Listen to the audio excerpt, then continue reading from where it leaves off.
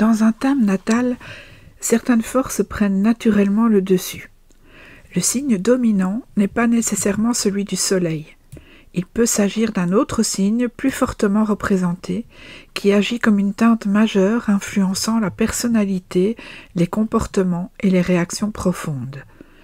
Comprendre ce qu'est un signe dominant, c'est entrer dans la mécanique fine du thème, là où tout ne se résume plus à un seul archétype.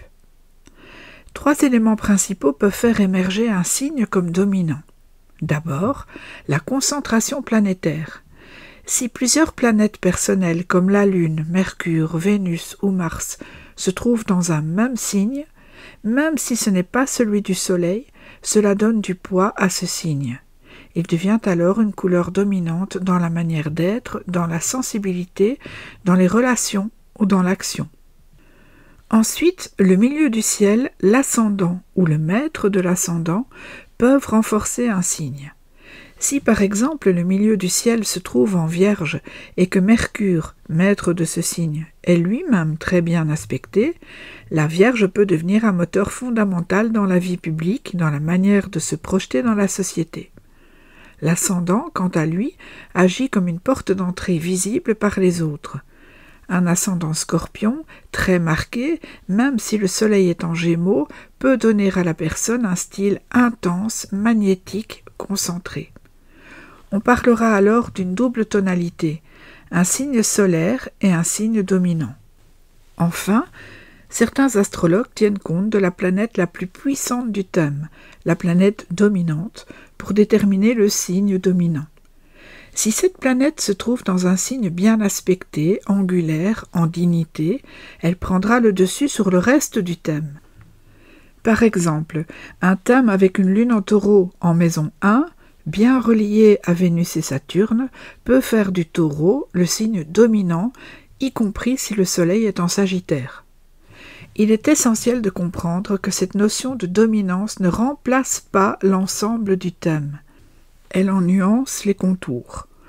Une personne peut être marquée par un soleil en Poisson, mais vivre avec des dominantes en Capricorne et en Bélier.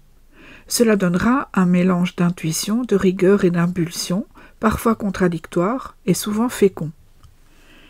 Il arrive aussi que le signe dominant n'apparaisse qu'au fil du temps. Certaines dominantes ne se révèlent qu'à l'âge adulte lorsqu'un transit vient activer cette zone du thème. C'est pourquoi il ne faut pas figer l'analyse. Le thème natal est vivant, dynamique, et le signe dominant, lorsqu'il est bien identifié, peut devenir un outil précieux de connaissance de soi. Il permet de comprendre certaines tendances durables, besoin de solitude, goût de l'engagement, sens du concret, désir d'indépendance, besoin de reconnaissance. Il colore les attitudes, les réflexes inconscients, les préférences relationnelles. Il ne faut pas non plus confondre le signe dominant avec un simple goût ou un fantasme d'identification. Ce n'est pas parce qu'une personne aime les ambiances scorpions ou les figures balance qu'elle en est fortement teintée dans son thème. Le signe dominant doit être objectivé par une lecture rigoureuse du thème dans sa globalité. Il se déduit d'un faisceau d'indices cohérents, pas d'une impression ou d'une autosuggestion. Finalement, comprendre son signe dominant, c'est ajouter une couche de précision à l'analyse de soi. C'est parfois donner du sens à ce qui restait flou. Pourquoi une personne Verseau agit-elle comme un Capricorne?